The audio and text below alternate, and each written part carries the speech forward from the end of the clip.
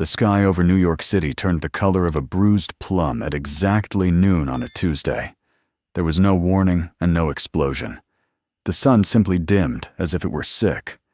Thousands of people in Times Square stopped walking at the same instant.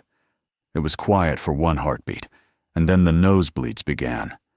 Thick red lines of blood ran down the faces of tourists and business people alike. They did not scream.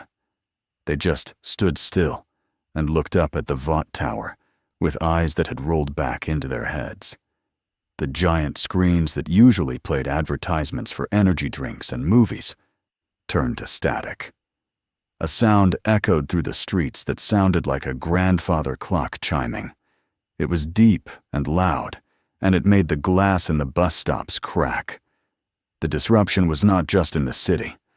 Inside the Vought Tower, the pristine white hallways were changing.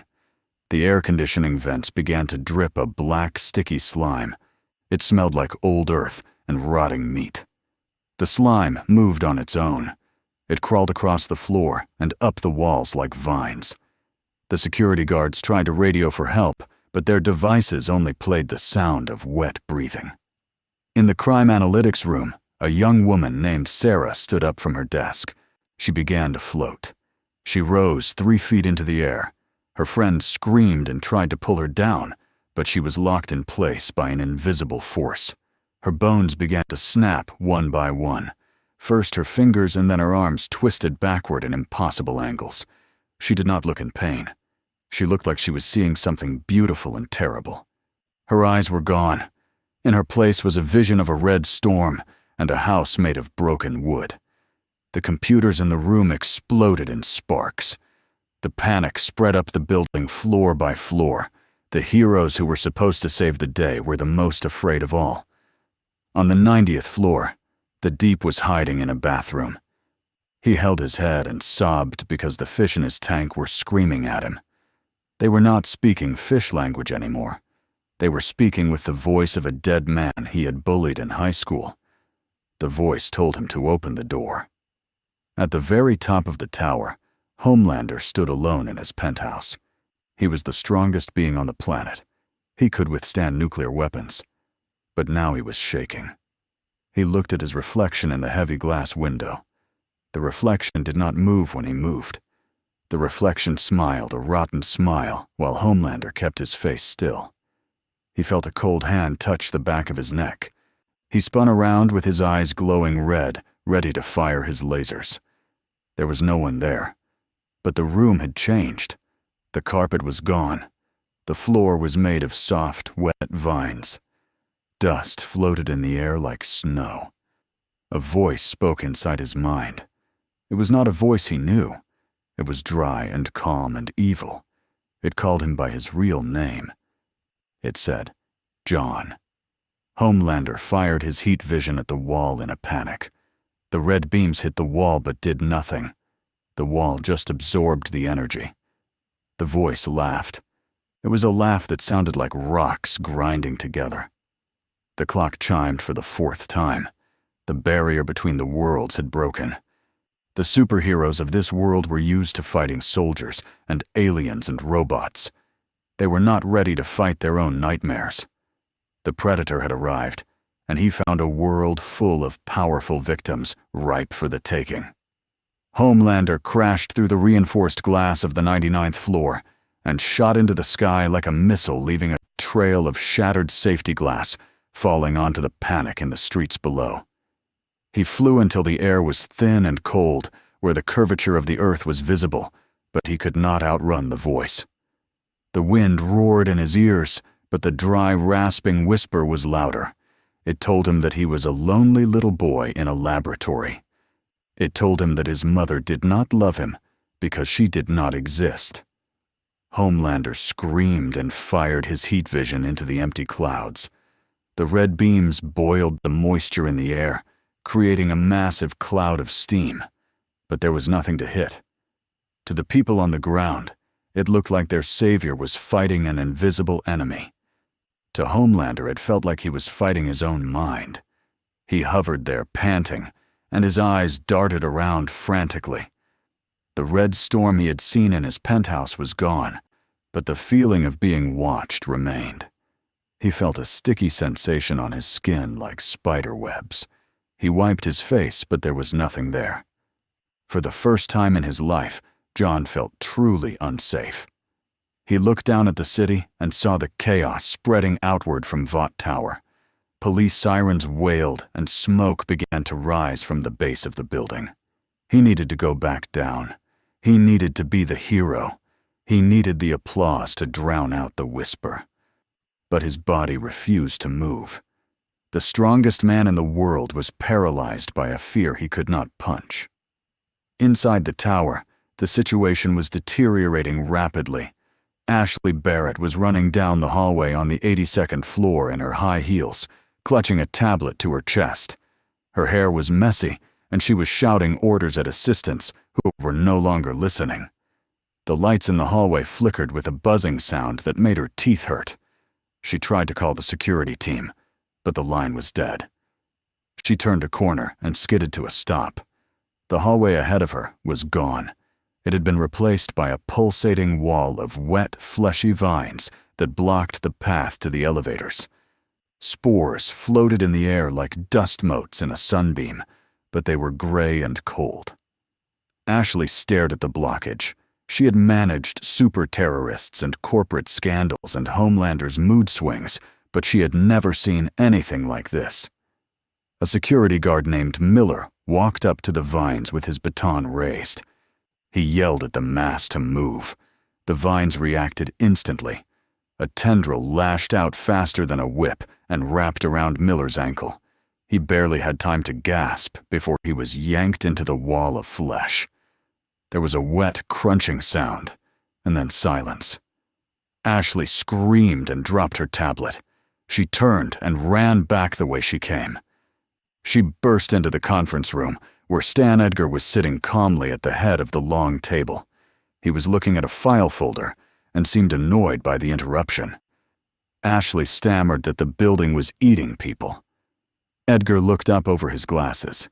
He told her to calm down and that there was a logical explanation for everything. He said it was likely a hallucinogenic gas attack from a rival company or a terrorist group. He picked up his phone to call the cleanup crew. As he held the receiver to his ear, his expression did not change, but his hand tightened slightly. He did not hear a dial tone. He heard the sound of a clock chiming. Miles away in a basement apartment in the Flatiron district. Billy Butcher was cleaning a heavy sniper rifle.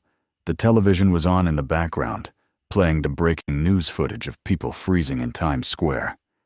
Butcher did not look up. He rubbed a cloth over the barrel of the gun with slow, deliberate strokes. Hughie Campbell was sitting on the ragged couch, staring at the screen. His face was pale. Hughie rubbed his arm and said that something felt wrong. He said it did not feel like a Supe attack. He said it felt like the air before a thunderstorm, but heavy and rotten. Butcher grunted.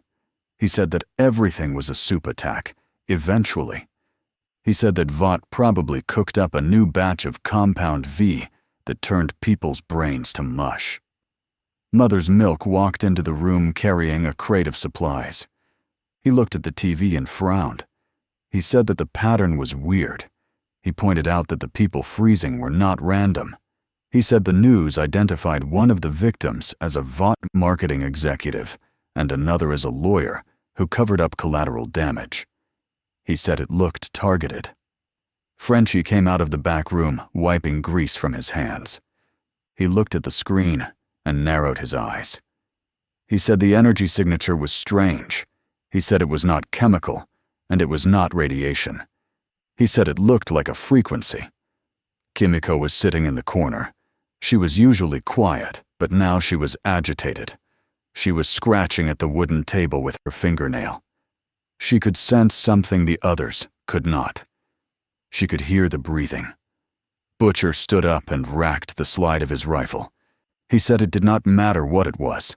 He said if Vought was hurting, then it was a good day.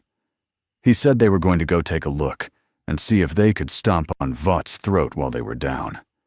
Hughie hesitated. He looked at the frozen people on the screen and felt a deep, cold dread in his stomach. He remembered the moment Robin exploded. He remembered the trauma.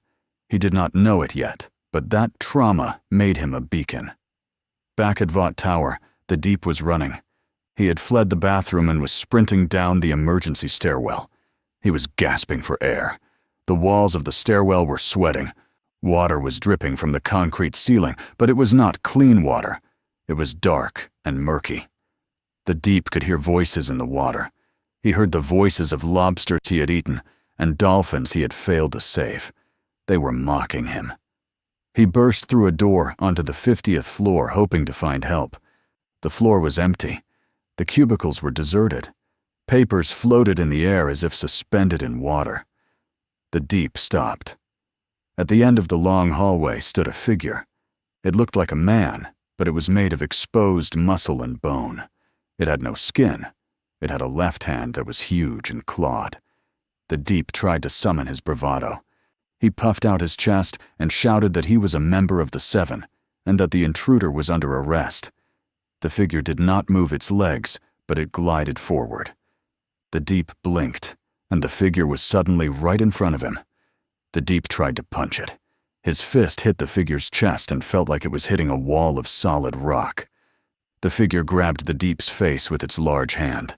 The Deep tried to pull away, but he was weak. The figure leaned in close. Its eyes were pale and dead. It spoke into the Deep's mind. It said that the Deep was a fraud. It said he was a predator who pretended to be a victim. The scenery around them changed. The office hallway melted away. Suddenly, the Deep was underwater. He was at the bottom of the Mariana Trench. The pressure was immense, but he was not alone. Every woman he had ever harassed or assaulted was there. They were swimming around him like sharks. They had no faces. The Deep screamed, but water filled his lungs. In the real world on the 50th floor, the Deep stood frozen. His eyes rolled back. He began to float 3 feet off the ground. In the Vought crime analytics room, the chaos had settled into a terrified silence. The body of Sarah the analyst lay twisted on the floor. The other employees were huddled in the corners, away from the windows. Homelander landed on the balcony outside. He smashed the glass doors and stepped inside. His cape fluttered behind him. He looked around the room with disgust. He demanded to know who was doing this. He grabbed a trembling man by the shirt and lifted him into the air. He shouted that he wanted a name. The man cried and said he did not know. He said the systems were down. Homelander threw the man across the room. He activated his super hearing. He listened to the entire building at once. He expected to hear heartbeats and whispers. Instead, he heard a cacophony of clocks. Every watch and every wall clock and every phone in the building was ticking in unison. It was a deafening rhythmic pounding. Then he heard a sound that made his blood run cold. He heard a heartbeat that was slow and heavy. It was coming from the sub-basement. It was coming from the place where Vought kept its darkest secrets. Homelander realized the invasion was coming from below. He walked to the elevator shaft. The doors were pried open. He looked down into the darkness. The shaft was choked with red vines. He could see small creatures crawling on the vines. They looked like dogs without faces. They had mouths that opened like flowers full of teeth. Homelander sneered. He did not fear dogs. He jumped down the shaft. He fell past 80 floors in seconds. He used his heat vision to slice through the vines. The red beams cut through the flesh, and the tower shook. The vines screamed. It was a high-pitched shriek that shattered the remaining windows in the building. Homelander landed in the sub-basement. The concrete floor was cracked. A red glowing gate had opened in the wall of the main server room. It looked like a wound in reality. Stan Edgar watched the security feed on his private monitor. The camera in the sub-basement was still working. He saw Homelander approach the glowing red gate. Edgar took a sip of water. He was a man who believed in assets and liabilities. He realized instantly that Homelander was no longer the most powerful asset in the building. He pressed a button on his desk. It connected him to a secure line that went directly to a Black Ops team stationed 3 miles away. He ordered them to initiate the blackout protocol. He told them to seal the building. He was willing to sacrifice everyone inside to contain the threat. He did not care about the employees or the Seven. He only cared about the stock price and the secrets on the servers. He hung up the phone and stood up. He straightened his tie. He walked to the door of his office. He opened it and found a young woman standing there. It was his assistant. She was floating. Her bones snapped with a loud crack. Edgar did not flinch. He stepped around her body and walked toward his private elevator. He was a man of logic, and he knew when to retreat. But the elevator doors would not open. The lights in the hallway turned red. A clock chimed directly behind him. Edgar turned around slowly. He was not easily frightened, but what he saw made him pause. The hallway stretched out endlessly. At the far end stood a grandfather clock. It was old and made of dark wood. The hands were moving backward. Edgar checked his watch. His watch was also moving backward. He realized that his authority meant nothing here. The boys arrived in their van a few blocks away from Vought Tower. The streets were gridlocked. People were abandoning their cars and running. The air smelled of sulfur and ozone. Butcher kicked the door open and stepped out. He was wearing his long trench coat and holding his rifle. Got out the driver's side with a shotgun. Frenchie and Kimiko followed. Hughie stayed in the van for a second. He was shaking. Butcher leaned in and told him to get a grip. He said they needed his eyes. Hughie nodded and climbed out. They moved through the crowd. They saw a group of police officers firing their guns at something in an alleyway. The boys moved closer. They saw a creature that looked like a skinned dog tearing into a police car. The bullet seemed to hurt it, but did not kill it.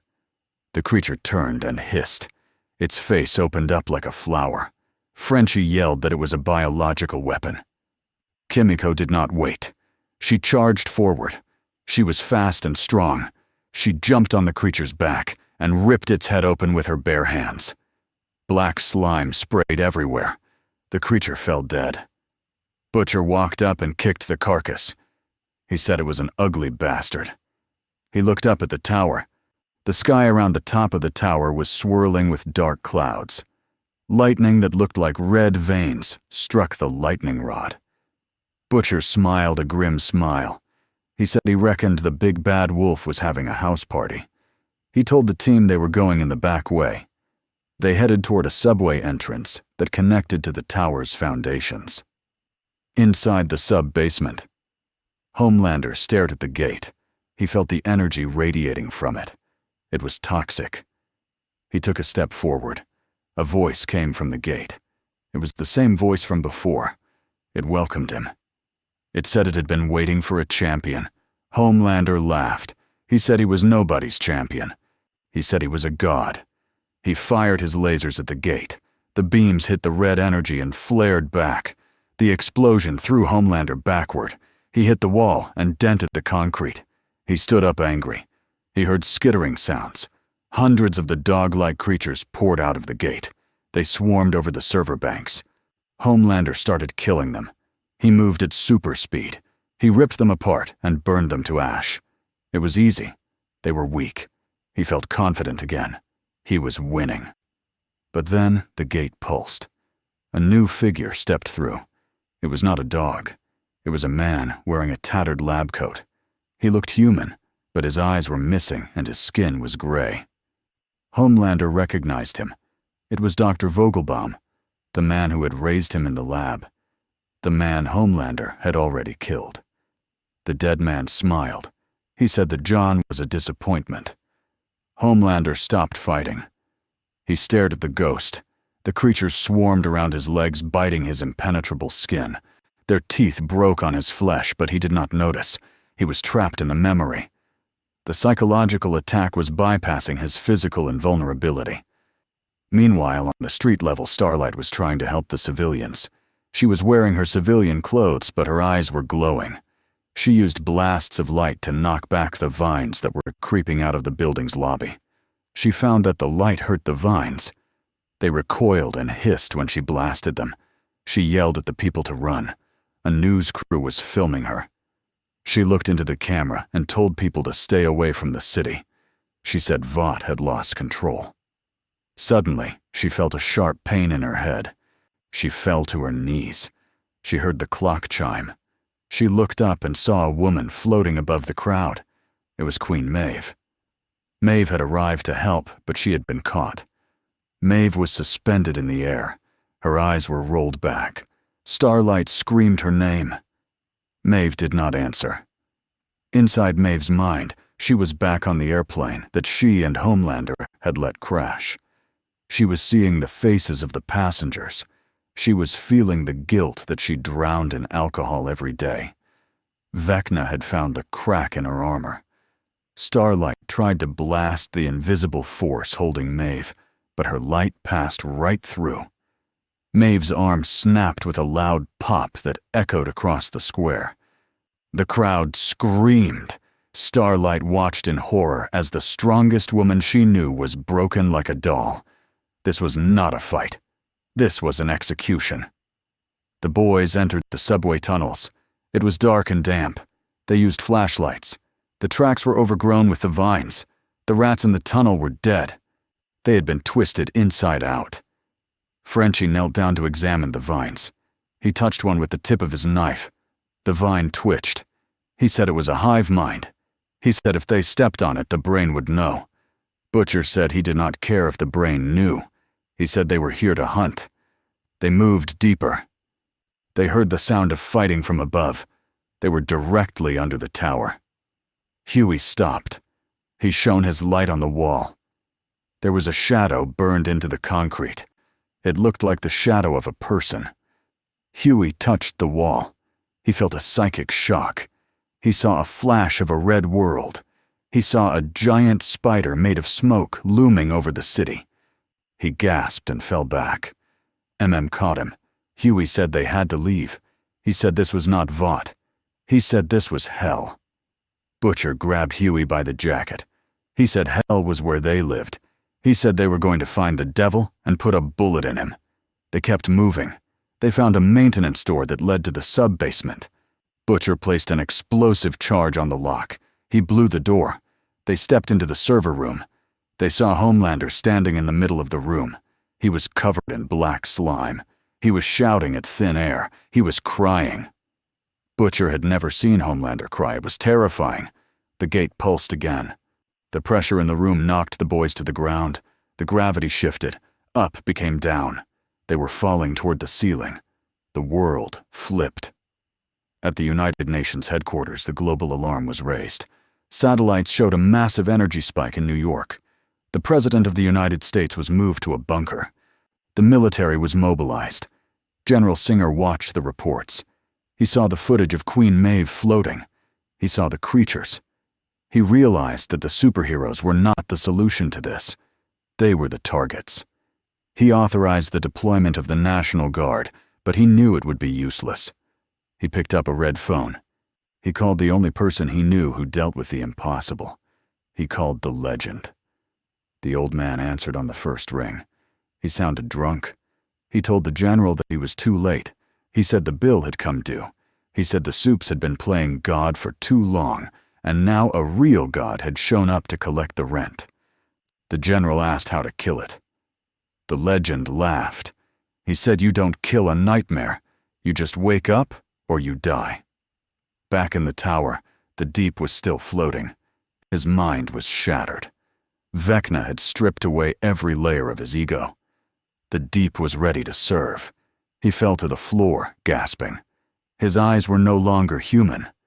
They were black. He stood up. He did not look afraid anymore. He looked purposeful. He walked to the window and looked out at the city. He raised his hands. In the harbor, the water began to boil. Massive shapes rose from the depths. They were not whales or sharks. They were dead things that had been reanimated by the Upside Down. Rotting hulls of ships and skeletons of sea monsters covered in vines. The Deep commanded them to attack the shoreline. The invasion was coming from the sea as well. Vecna had his first general. In the sub-basement, the gravity returned to normal. The boys scrambled to their feet. Homelander had stopped shouting. He turned and saw them. His eyes were red and raw. He looked at Butcher. For a moment there was no hate in his eyes, only confusion. He asked Butcher if he could hear the clock. Butcher raised his rifle. He aimed at Homelander's head. He said he heard the clock loud and clear. He pulled the trigger. The bullet hit Homelander in the forehead and flattened. Homelander did not even blink. He looked back at the gate. He said it wanted him to open the door wider. He said it promised him love. Butcher realized that Homelander was broken. The most dangerous weapon on Earth was being piloted by a monster from another dimension. Homelander raised his hand toward the gate. He fired his heat vision into the center of the rift. He was not trying to close it this time. He was feeding it energy. The gate expanded. The walls of the sub-basement cracked. The tower groaned. The breach was becoming permanent. The Upside Down was bleeding into the real world, and Vought Tower was the needle injecting the poison. Queen Maeve was broken in Times Square. The Deep was enslaved. Homelander was manipulated into widening the breach. Starlight was overwhelmed. The boys were trapped in the heart of the infection. And high above it all in the mental landscape, Vecna sat on his throne of vines. He had tasted the minds of the superheroes. He found them delicious. They were full of pride and trauma and dark secrets. They were the perfect batteries for his world. He reached out with his mind and found the next target. He found a speedster who was terrified of losing his relevance. He found A-Train. The clock chimed for the 5th time. The game had just begun. The expansion of the breach in the Vought Tower sub-basement was not merely a structural failure, but a rewriting of local physics. As Homelander poured the raw energy of his heat vision into the rift, the interdimensional membrane did not just tear it ulcerated. The energy of Compound 5, which was essentially a chemical forcing of biological evolution, was being fed into a dimension composed of psychic stagnation. The reaction created a shockwave that was silent to the ears, but deafening to the nervous system. In a 10-block radius around the tower, gravity fluctuated wildly. Cars parked on the street were crushed flat, as if by a giant invisible thumb, while pedestrians next to them floated helplessly into the sky, their limbs drifting like seaweed in a current. This was the beginning of the Midtown anomaly. The Vought Tower itself began to calcify. The gleaming steel and glass were rapidly overgrown by the xenoflora of the Upside Down. But this was not a superficial covering. The building was becoming a biological organism. The elevators functioned as arteries, pumping black sludge to the upper floors. The windows became translucent membranes that pulsed with a dull red light. Inside the structure, the remaining employees who had not been killed were being harvested. They were not eaten. They were cocooned. Vecna did not waste resources. He understood that the biology of this world was potent, and he intended to study it. A-Train was running on the New Jersey Turnpike when the psychic chime found him. He was moving at Mach 1.3, attempting to flee the city, and the sense of impending doom that had gripped his heart. He believed that speed was immunity. He believed that if he moved fast enough, the voices could not catch him. He was wrong. The grandfather clock did not chime in the air. It chimed in the electrical impulses of his synapses. At 700 miles per hour, a millisecond of hesitation is a catastrophe. A-Train saw the road ahead of him dissolve. The asphalt was replaced by a landscape of shifting bones and ash. He saw Robin standing in the middle of the highway. She was not the Robin he had killed by accident. She was a rotting corpse, holding her own severed hands. A-Train screamed and tried to swerve. In the real world, his body convulsed. He lost his footing. He tumbled across the asphalt with the force of an artillery shell. He smashed through the median barrier, tearing through concrete and steel. He tumbled for a quarter of a mile, disintegrating cars and trucks in his path. When he finally came to a stop, he was a broken heap of blue spandex, and shattered bone lying in a crater of smoking debris. He was alive because his physiology was enhanced, but he was paralyzed. He looked up at the sky. The clouds were red. He could not move his legs. He heard the wet footsteps approaching. He expected Vecna. Instead, he saw the deep. The Lord of the Seven Seas was walking down the highway, surrounded by a phalanx of crab-like creatures from the upside down. The deep looked at A-Train with eyes that were void of humanity. He did not speak. He simply pointed. The creatures swarmed over A-Train, dragging him not toward a hospital, but toward the water. The extraction of high-value assets had begun. In the sub-basement of Vought Tower, the boys were witnessing the end of the world. The gravity shift had thrown them against the ceiling and then dropped them back down. Butcher groaned and rolled onto his side. His ears were ringing. He looked at the gate. It was now 20 feet tall. Homelander was still floating in front of it, suspended in a trance of euphoric submission. The laser beams from his eyes had stopped, but the connection remained. A thick umbilical cord of shadow connected Homelander's chest to the center of the rift. He was being drained. The energy that made him a god was being siphoned to fuel the invasion. Frenchie crawled over to Butcher. He shouted that they had to kill the connection. He pointed to the liquid nitrogen tanks that cooled the server farm. He said if they ruptured the tanks, the thermal shock might disrupt the portal's frequency. Argued that it might also kill them all. Butcher spat blood on the floor. He said he was fine with dying as long as he took the freak with him. He ordered to rig the charges. Hughie was staring at the gate. He saw something moving inside the red mist. It was massive. It looked like a spider the size of a skyscraper. It was the Mind Flayer. It was pressing against the barrier, waiting for the hole to get big enough. Hughie grabbed Butcher's arm. He screamed that they had to leave. He said that thing was not a Supe. He said it was a god. Butcher shook him off. He primed the detonator. Suddenly the room went cold. The temperature dropped 40 degrees in a second. Breath misted in the air. From the shadows of the server racks, a figure emerged. It was Black Noir.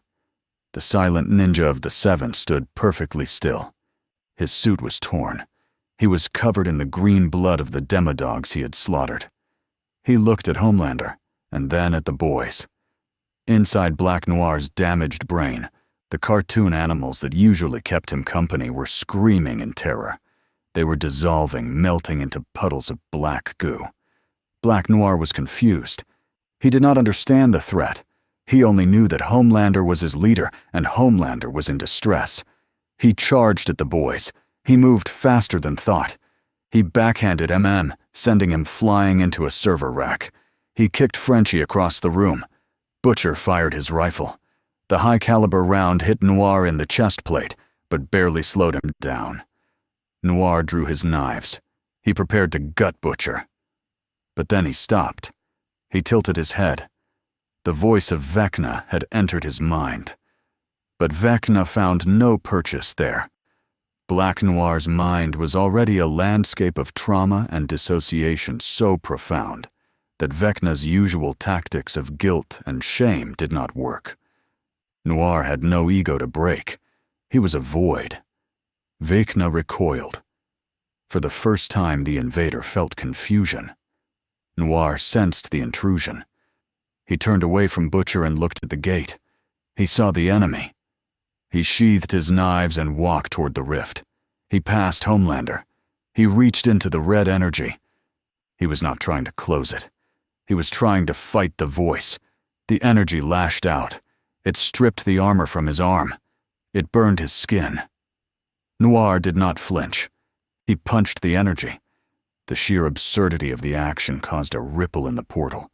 The connection to Homelander faltered. Homelander dropped to the ground like a stone. The interruption gave the boys their window. Butcher hit the detonator. The C4 on the liquid nitrogen tanks exploded. A wave of supercooled gas flooded the room. The thermal shock wave hit the superheated portal energy. The reaction was catastrophic. A blast of white pressure blew the blast doors off their hinges. The boys were swept out into the hallway by the expanding gas. The portal did not close, but it destabilized. The red glow turned a sickly purple. The hum of the connection was replaced by a shriek of frustration from the other side. Homelander lay on the floor of the freezing room, shivering. He was conscious but weak. He looked at Black Noir, who was now frozen in a block of ice near the gate. Homelander crawled away. He fled. The mightiest being on Earth crawled on his hands and knees into the darkness of the tunnels, whimpering like a child who had seen a ghost. Above ground, the situation was deteriorating into total war. The United States military had arrived. Apache helicopters circled the Vought Tower, firing Hellfire missiles at the exposed flesh of the building. The missiles struck the wet organic walls and exploded.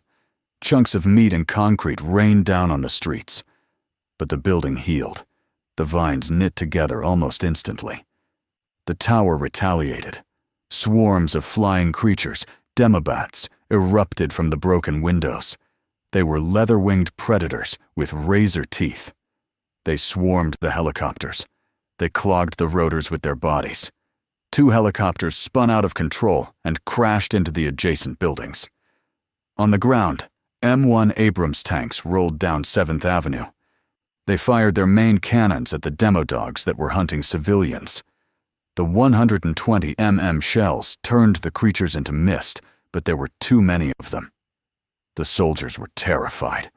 They were trained to fight men or insurgents, not faceless monsters that moved like liquid.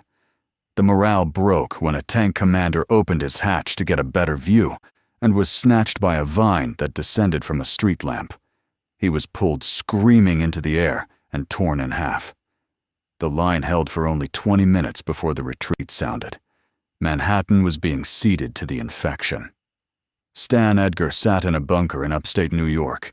He was watching the destruction of his empire on a wall of monitors. The stock price of Vought International had hit 0. The company was dead. But Edgar was not mourning. He was calculating. He had a phone pressed to his ear. He was speaking to the Secretary of Defense. He told the secretary that this was an extraterrestrial incursions event. He lied smoothly. He said Vought had been containing this threat for years, and that the superheroes were actually biological weapons designed to fight this specific enemy. He was rewriting history in real time to save his own skin and position himself as the only man with the solution. He claimed that Compound 5 was the only effective deterrent. He proposed a scorched earth protocol. He suggested nuking Midtown Manhattan. The secretary was hesitant. Edgar pressed. He said that if the infection spread across the Hudson, humanity was extinct. He did not mention that he had samples of the upside-down spores in his briefcase. He did not mention that he was already planning a merger with the new power. Stan Edgar did not serve humanity. He served efficiency, and Vecna was very efficient. In the sewers beneath the city, the boys were regrouping. They were battered and bruised. MM had a broken rib. Frenchie was nursing a concussion. They had dragged themselves to a safe house in the basement of a pawn shop in Chinatown. Butcher was pacing. He was manic. He said they had hurt it. He said they had made it bleed. Hughie was sitting on the floor, staring at his hands. He said it wasn't enough. He said they needed a weapon. He asked about Soldier Boy. He said if anyone could burn that fungus out, it was the man who was a walking nuclear reactor. Butcher stopped pacing. He looked at Hughie. He smiled a dangerous smile. He said the lad was finally thinking like a killer. He said Soldier Boy was on ice in a Russian black site, but maybe it was time to wake him up. However, MM pointed out the flaw. Getting to Russia was impossible with the air traffic grounded and the world ending. They needed a local solution. Kimiko pulled on Frenchie's sleeve. She signed something rapidly. Frenchie translated. She said she could hear the song of the hive mind. She said it was getting louder. She said it was calling for the Shining One. Starlight. Starlight was currently barricaded in a subway station with 100 civilians. She was the only light source. The power grid had failed completely. The tunnels were pitch black. She was exhausted. She had been fighting off creatures for hours. Her eyes were dim. She sat against a tiled wall, holding the hand of a crying child. She felt the call that Kimiko had described. It wasn't a sound. It was a pressure behind her eyes. It was a voice telling her that she was tired, that she didn't have to fight, that she could be part of something beautiful and structured, a world without lies, a world without Vought. Vecna was appealing to her desire for truth. He showed her visions of a world where everyone was connected, where there were no secrets, because there were no individuals. It was a perverse version of the unity she had always preached. She closed her eyes. The temptation to just let go was overwhelming. Then the barricade at the top of the stairs smashed open. A figure stood there silhouetted against the red light from the street. It was not a monster. It was Queen Maeve. But it was not the Maeve she knew. Maeve's skin was gray. Her armor was fused to her body. Her eyes were gone, replaced by the wet scarring of the upside down. She held a sword that was dripping with black slime. She did not speak. She simply descended the stairs. The civilians screamed. Starlight stood up. She summoned the last of her energy. She knew she could not win. Maeve was stronger than her on a good day. Now Maeve felt like a mountain. Starlight blasted a beam of light at Maeve's face. Maeve did not even block. She walked through the light. She backhanded Starlight with the force of a truck. Starlight hit the wall and crumbled. Maeve picked her up by the throat. She did not kill her. She began to drag her toward the surface. Starlight was not a casualty. She was a trophy. The infection began to change. As the sun set on the first day of the occupation, the spores in the air began to mutate. They were interacting with the trace amounts of Compound 5 that were present in the general population of the city, the result of decades of Vought testing and sloppy waste disposal. The civilians who breathed in the spores did not just die. They began to change. Their skin hardened. Their aggression spiked. They became a hive-minded militia. The Upside Down was not just invading the land, it was weaponizing the population. The V-zombies began to hunt the uninfected. This was the strategic shift that General Singer had feared. The enemy was no longer just monsters. It was American citizens. The rules of engagement became a nightmare. Soldiers hesitated to shoot civilians. That hesitation got them killed. The perimeter around New York collapsed. The infection spilled into New Jersey and Connecticut. Homelander emerged from a drainage pipe in the Bronx. He was covered in filth. He was unrecognizable. He stumbled into an abandoned warehouse. He curled up in a corner. He was shivering. For the first time in his life, he was cold. He looked at his hands. They were shaking. He tried to summon his anger, but he only found fear. He realized that he was not the protagonist of reality. He was a side character in someone else's horror story. This realization broke something fundamental in his psyche. He started to laugh. It was a high, thin sound. He laughed until he choked. He needed milk. He needed comfort. He realized there was no one left to give it to him. Then a thought occurred to him. A desperate, pathetic thought. If he could not be the master, he would be the best servant. If Vecna wanted a champion, Homelander would show him that he was better than the Deep. Better than Maeve. He would be the favorite again. He stood up.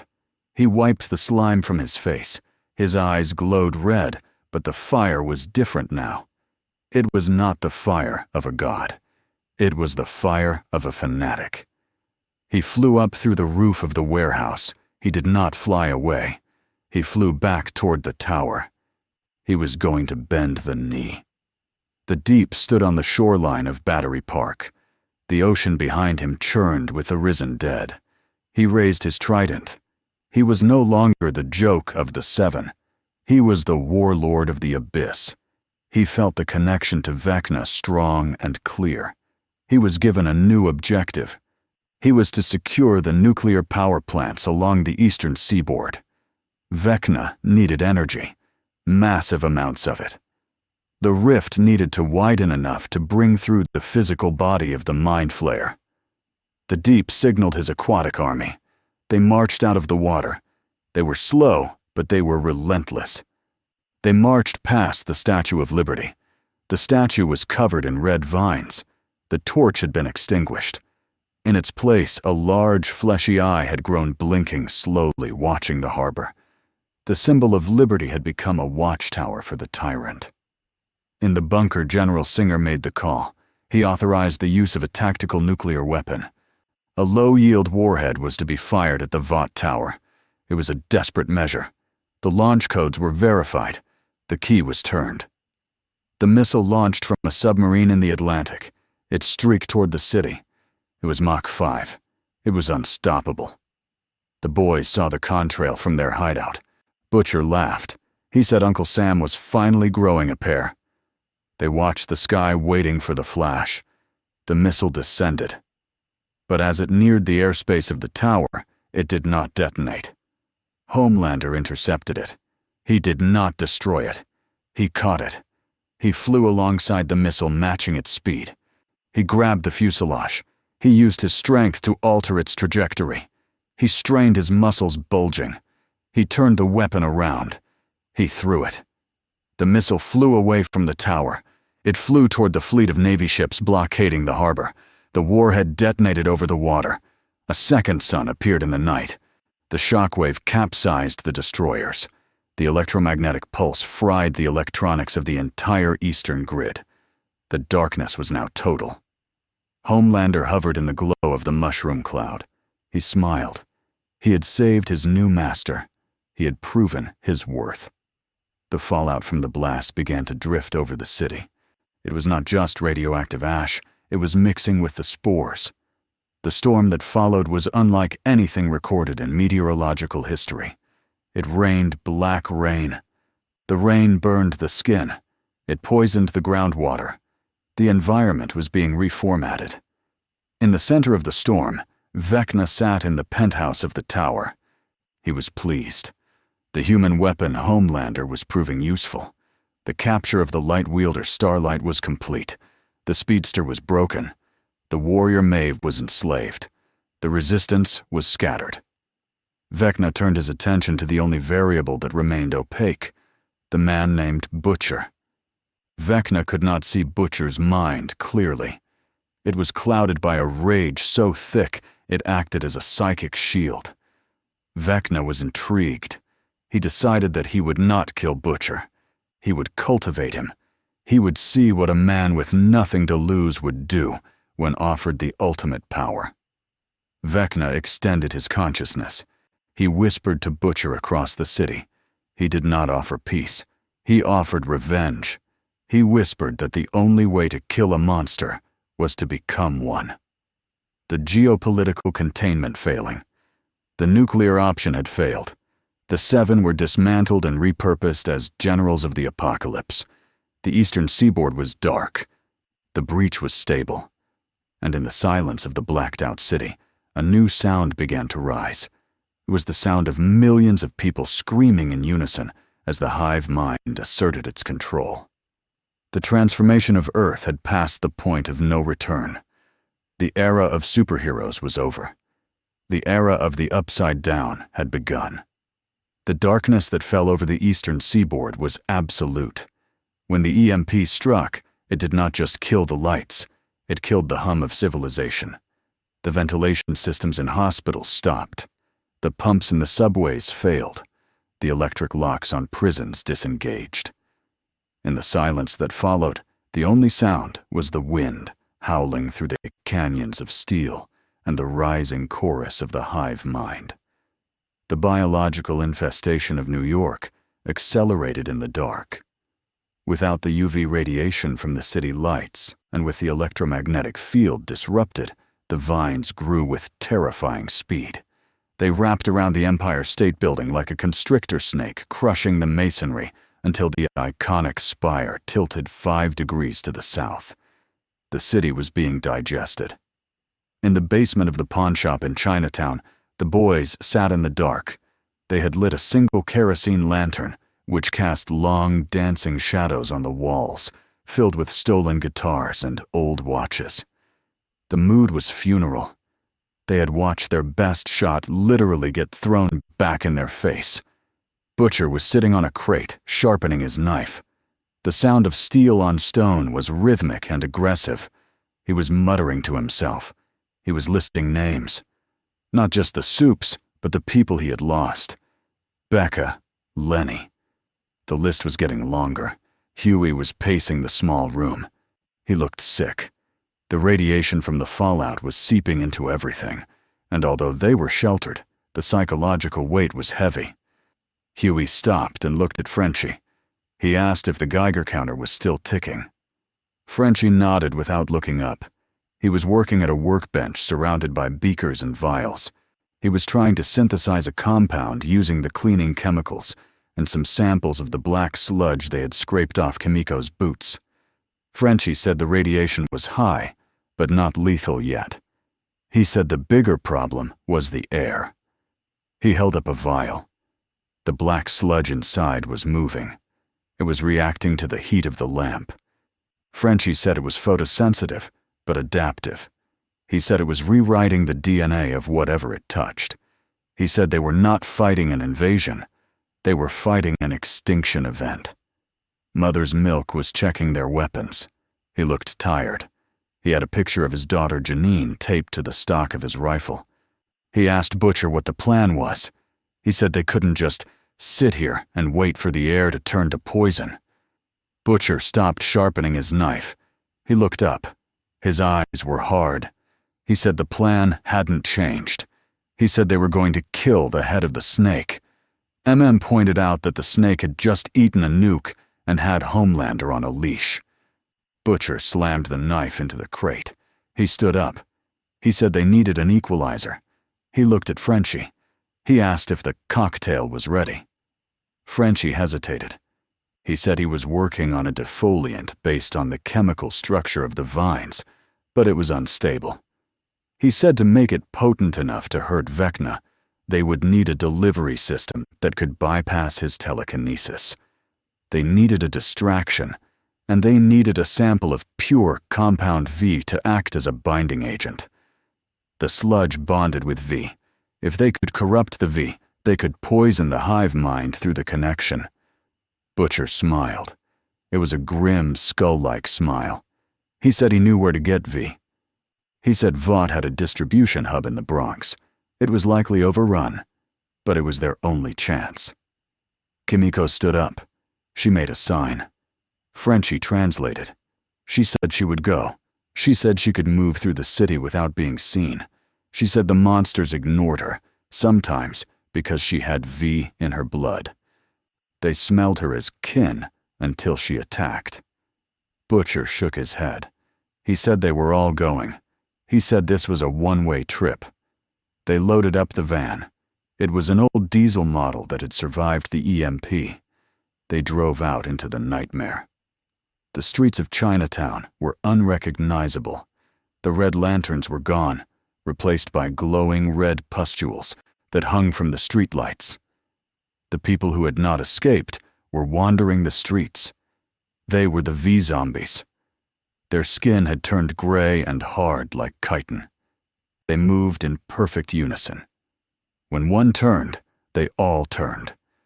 They watched the van pass with dead black eyes. They did not attack. They were waiting for a command. At Vought Tower, the command was being given. Vecna sat in the ruined penthouse. The ceiling was gone open to the swirling black clouds. He was connected to the vines that covered the floor. He could feel every root and every spore. He felt the van moving in Chinatown. He felt the heartbeat of the president in the bunker in D.C. He felt the fear of the millions. It was intoxicating. But he needed more. He needed to open the door fully. The rift in the basement was stable, but it was a doorway. He wanted to bring the house down. He needed an anchor. He looked at Starlight. She was suspended in the center of the room, held by vines that were wrapped around her wrists and ankles. She was glowing faintly. Her power was trying to push back the darkness, but she was exhausted. Vecna glided toward her. He did not walk. He drifted. He spoke to her. His voice was not in the air, it was in her head. He told her that her light was beautiful. He said it was a waste to use it for saving people who were destined to die. He said he was going to give her a purpose. He reached out a hand. His long, clawed fingers touched her forehead. Starlight screamed. The light in the room flared gold and then turned a sickly blood red. Vecna was corrupting her frequency. He was tuning her to the upside down. He was turning the bright star into a black hole. Homelander stood in the corner watching. He was jealous. He wanted to be the one in the center. He wanted the attention. He stepped forward. He asked Master what his bidding was. Vecna did not look at him. He simply gestured toward the city. He told Homelander to clear the board. He told him that there were pests moving in the Bronx. He told him to feast. Homelander's eyes lit up. He nodded. He walked to the edge of the building and stepped off. He did not fly with his usual grace. He plummeted and then swooped up like a jagged scar in the sky. He was hunting. The Vought distribution hub in the Bronx was a fortress. It was a windowless concrete block surrounded by razor wire. The gates were smashed open. The boys parked the van a block away and approached on foot. The air here was thick with spores. It was hard to breathe. They wore gas masks they had scavenged.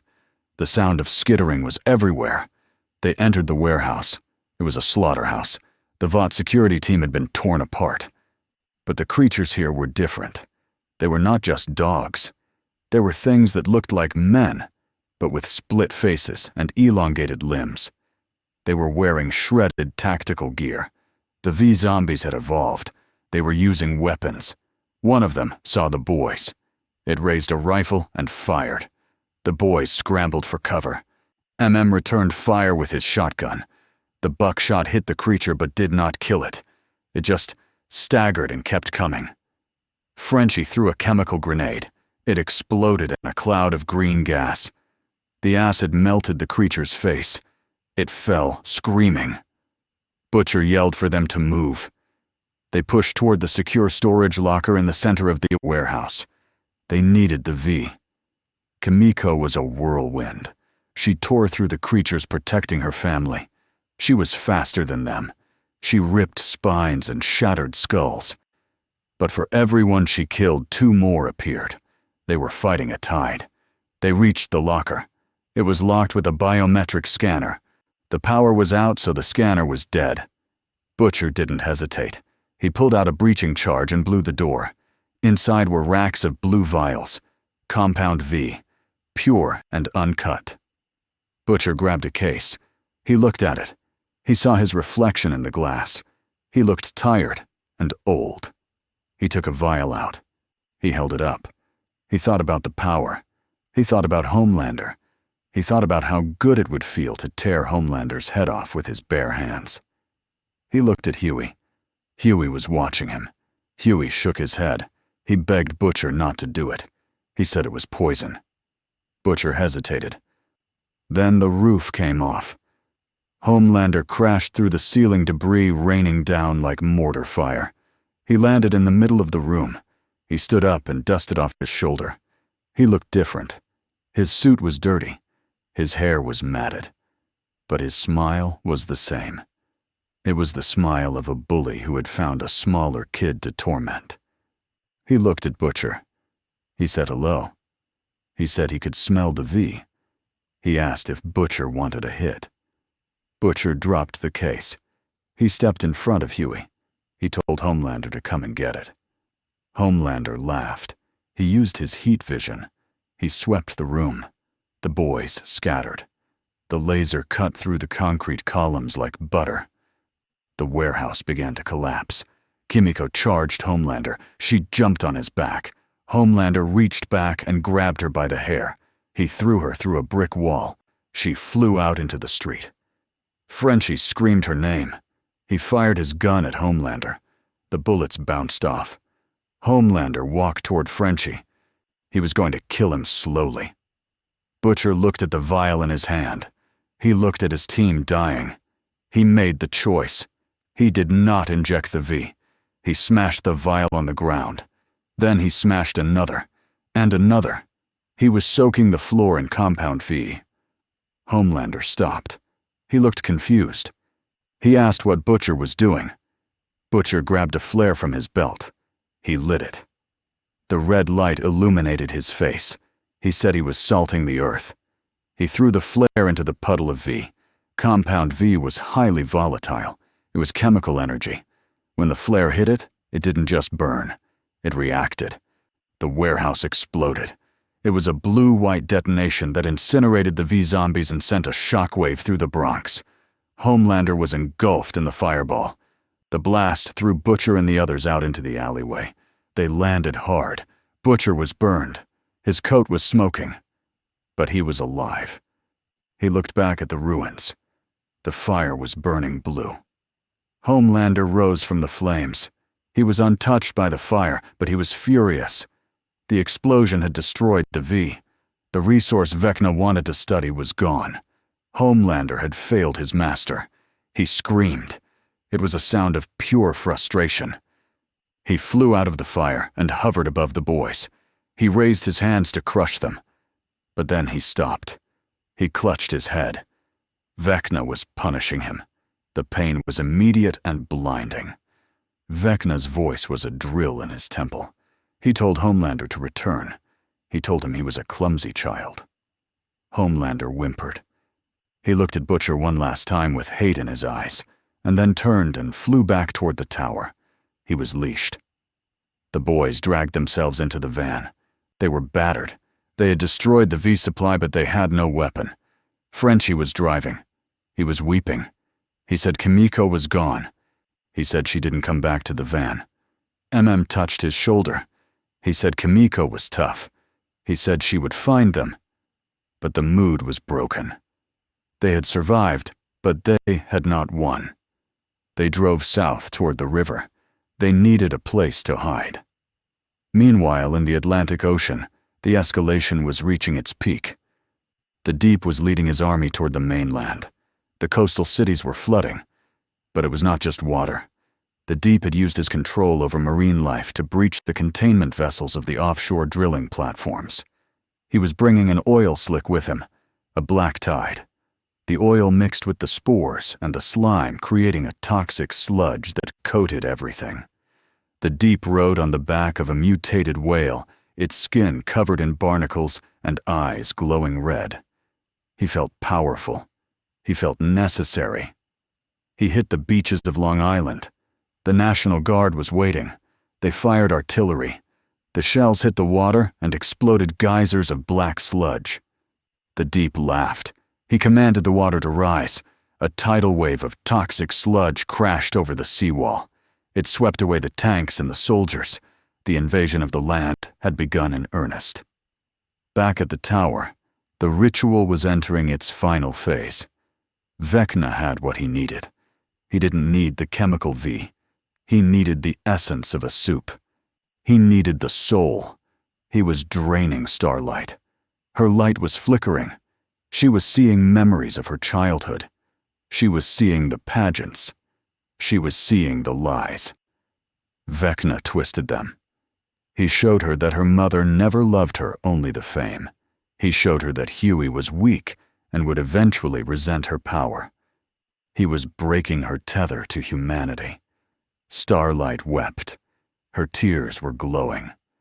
As she broke the barrier between the worlds tore open. The sky above New York split. It was not a portal anymore.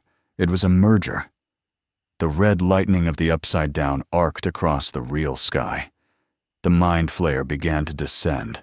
It was a cloud of smoke and shadow the size of a city. It reached down with its tendrils and touched the spire of Vought Tower. The building shook. The steel groaned. The tower became the conduit. The Mind Flayer was entering the physical plane. Stan Edgar watched the end of the world from his bunker. He was drinking a glass of scotch. It was an 18-year-old single malt. He savored it. He had tried to negotiate. He had sent a signal on a frequency his scientists said the entity used. The response had been silence. Edgar realized he had made a miscalculation. He had assumed Vecna was a rational actor. He had assumed he wanted to rule. But Vecna did not want to rule. He wanted to absorb. Edgar looked at the briefcase on his desk. It contained the last samples of V and the research data. He closed the briefcase. He stood up. He walked to the airlock. He was not going to run. He was going to test a theory. He opened the outer door. The air in the bunker turned cold. The lights flickered. Edgar walked out into the red storm. He stood on the hill overlooking the ruined landscape. He waited. A shadow fell over him. He did not look up. He simply adjusted his glasses. He was a man of business until the end. The shadow consumed him. There was no scream, just a silence where a man used to be. In the sewers under Hell's Kitchen, Kimiko woke up. She was broken. Her healing factor was working overtime, knitting her bones back together. She was lying in a pile of refuse. She could hear the voices of the hive mind. They were loud. But she heard something else. A piano. A melody. It was faint. She crawled toward it. She found a tunnel that led to an old subway station that had been walled off years ago. Inside, there was a man. He was sitting on a bench. He was wearing a mask. It was Black Noir. But he wasn't frozen in the tower. He had escaped. Or he had been discarded. He was sharpening his knives. He looked at Kimiko. He tilted his head. He held up a drawing. It was a crude crayon drawing of a flower. He offered it to her. Kimiko took it. She realized that Noir was disconnected. His brain damage saved him from the psychic control. He was the only Supe who was immune because he was already living in his own reality. Kimiko smiled. She signed to him, "Help me kill the bad man." Noir nodded. He stood up. An alliance of the broken was formed. The boys found shelter in an abandoned church in Harlem. The stained glass windows were broken, but the roof held. Butcher sat on the altar steps. He was shaking. It was withdrawal. He hadn't taken the V, but being that close to it had triggered the itch. He looked at Hughie. Hughie was sitting in a pew praying. Butcher spat. He said God left the building a long time ago. Hughie looked up. He said maybe God sent the devil to punish them. Butcher laughed. A bitter bark. He said he was going to punish the devil. He pulled a small vial from his boot. He hadn't destroyed all the V. He had kept one dose. A modified dose. It was the Temp 5 he had stolen from Frenchie's stash months ago. He had been saving it. He looked at the green liquid. He knew it would kill him. The tumors in his brain were already growing. This would be the accelerant. But it would give him 24 hours of godhood. Frenchie was at the back of the church. He was looking at his equipment. He called the team over. He had found something. He had tuned the radio to the emergency frequency. It was a broadcast. Not from the government. Not from Vought. It was from the internet. It was a live stream. A girl with a webcam. She was broadcasting from a basement in Queens. She was showing the streets. She was showing people fighting back. Not soldiers, regular people. They were using fire. They were using homemade explosives. They were holding the line. The girl said that the monsters were afraid of high-frequency sound. She had played a feedback loop on a guitar amp, and the demo dogs had retreated. Frenchie's eyes lit up. He looked at MM. He said sonic warfare. He said they didn't need a biological virus. They needed a sonic one. They needed to broadcast a frequency that would disrupt the hive mind's coordination. They needed a transmitter. And the biggest transmitter in the world was the Vought Tower media array. Butcher stood up. He pocketed the V. He said it was a suicide mission. Frenchie smiled a sad smile. He said he was French. He was used to impossible odds. Racked his shotgun. He kissed the picture of his daughter. He said for Janine. Hughie stood up. He looked terrified. But he didn't back down. He said for Starlight. Butcher nodded. He said, let's go teach these space squids a lesson in scorched earth. As they prepared to leave, the ground shook. The Mind Flayer had fully entered the atmosphere. The sky turned a swirling vortex of black and red. Lightning struck the church steeple, blowing it apart. The debris rained down. The boys ran to the van. The final battle was not going to be a tactical strike. It was going to be a brawl in the center of hell. The ideology of the world had fractured. There were no more countries. There were no more corporations. There was only the hive and the free. And the free were losing. Homelander landed on the balcony of the penthouse. He saw the Mind Flayer towering above him. For the first time he felt small. Truly small. He looked at Vecna. Vecna was floating in the center of the storm, his eyes closed in ecstasy. Homelander felt a surge of hatred. Not for Butcher, not for the world, but for this creature that made him feel small. Homelander's narcissism was a force of nature. It could not be contained forever. He clenched his fists. The leather of his gloves creaked. He thought about the nuke he had diverted. He thought about the power he had. He wondered if he could kill a god. He didn't know. But the thought planted a seed of treason. The board sat for the final confrontation. The deep controlled the coast. Maeve guarded the tower. Homelander was a ticking time bomb of ego. Starlight was a battery. The boys were armed with a theory and a death wish. Black Noir and Kimiko were moving in the shadows. And Vecna, the architect of pain, opened his eyes. He looked directly at the camera of reality. He smiled. He spoke one word that echoed in the minds of 7 billion people. Join. The van carrying the boys rumbled over the potholed asphalt of 8th Avenue. The suspension groaned under the weight of the equipment and the heavy silence of the passengers. The city outside the reinforced windows was no longer New York. It was a necropolis of biology.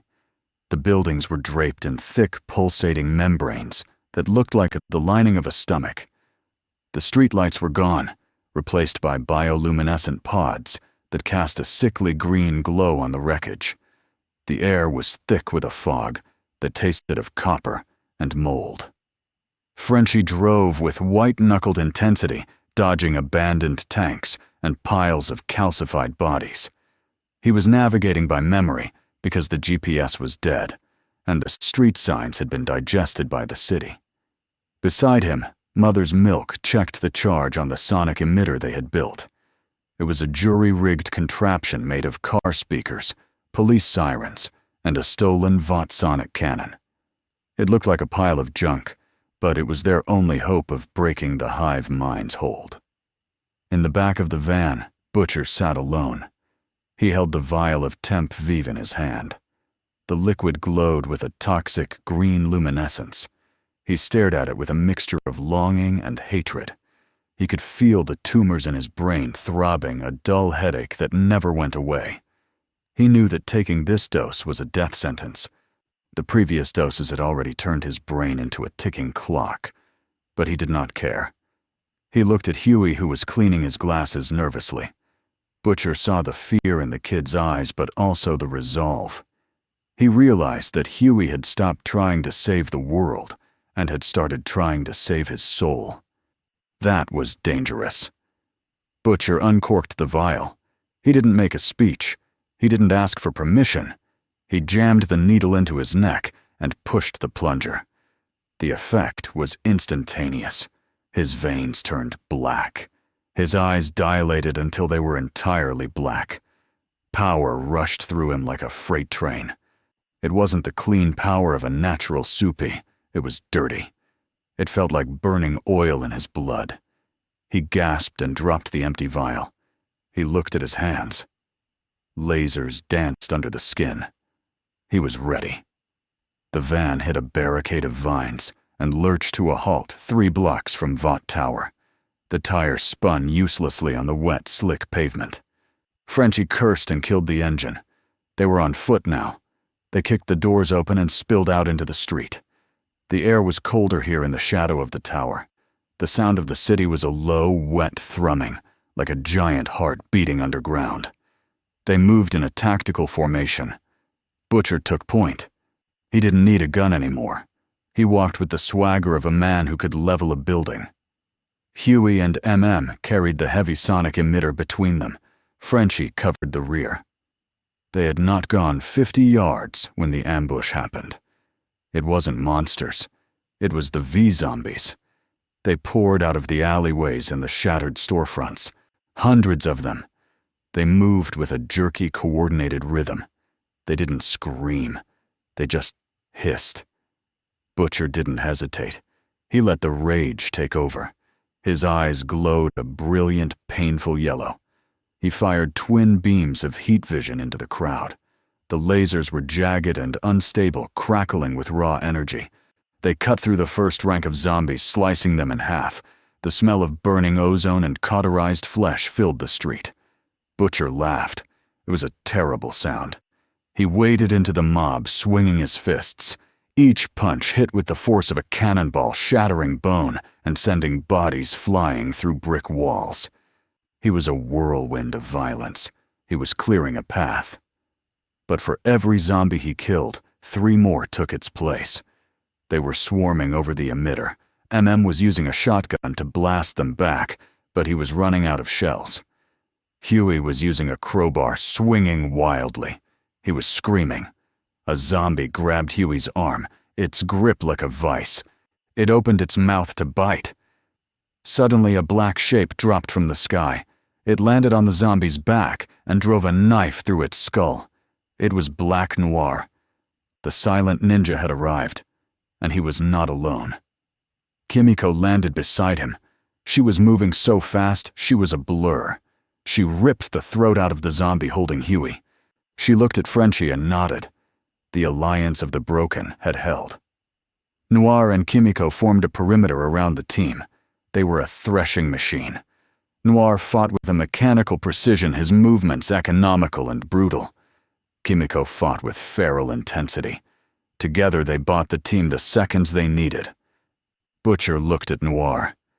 For a second, there was a spark of recognition between the two killers, a mutual understanding of what it meant to be a weapon. Butcher nodded. He turned back to the tower. He yelled at the team to move. They reached the lobby of Vought Tower. The revolving doors were gone. The entrance was a gaping maw of teeth and bone. The floor was covered in a foot of black sludge. They waded in. The lobby was empty. No guards. No monsters. Just the oppressive silence of the cathedral of capitalism turned into a temple of flesh. They made for the media room on the second floor. They needed to hook the emitter into the building's internal broadcast system. If they could amplify the signal through the tower's massive antenna array, they could blanket the entire city. They hauled the heavy equipment up the stairs.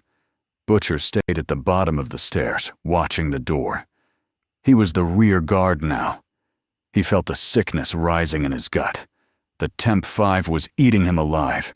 He coughed and blood splattered on the pristine white marble that was now veined with red. High above on the 99th floor, Homelander stood on the balcony. He was watching the street below. He had seen the explosion of heat vision. He knew who it was. He could smell the ozone. He could hear Butcher's heartbeat. It was a jagged, irregular rhythm that he would recognize anywhere.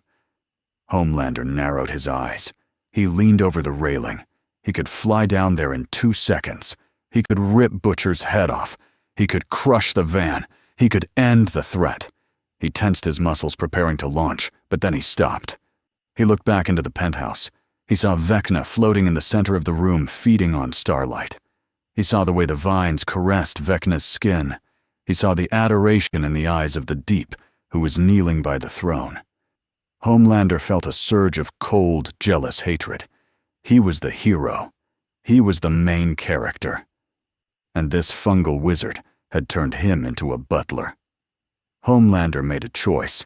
It was a small choice born of petty narcissism, but it would change the course of history. He decided not to act. He decided to let the boys into the building. He wanted them to interrupt the ritual. He wanted them to hurt Vecna. He reasoned that if Vecna was weakened, he could step in and save the day. He could kill Butcher, and then kill Vecna, and reclaim his kingdom. It was a gamble of staggering arrogance. Homelander smiled a tight plastic smile. He stepped back from the ledge. He turned to the Deep. He told him to go check the perimeter at the seawall. He sent the guard away. He was clearing the board for the intruders. He folded his arms and waited. He was the god of bad decisions, and he had just made his masterpiece. In the media room, Frenchie was working frantically. He had stripped the casing off the broadcast console. Wires were everywhere. He was splicing the emitter into the main feed. MM was guarding the door. Hughie was helping Frenchie, his hands shaking as he held the soldering iron. Frenchie wiped sweat from his eyes. He said the encryption was heavy. He said the system was fighting him. It wasn't just computer code anymore. The biology of the tower had infected the servers. The screen was bleeding, literally bleeding. Frenchie had to cut through a layer of skin to get to the motherboard. He gagged but kept working. He said he needed 30 seconds. Down in the lobby, the silence broke. The floor began to ripple. From the black sludge, shapes began to rise. They were not zombies. They were duplicates. The tower was reacting to the intrusion by creating antibodies. The shapes took the form of the people the intruders feared most.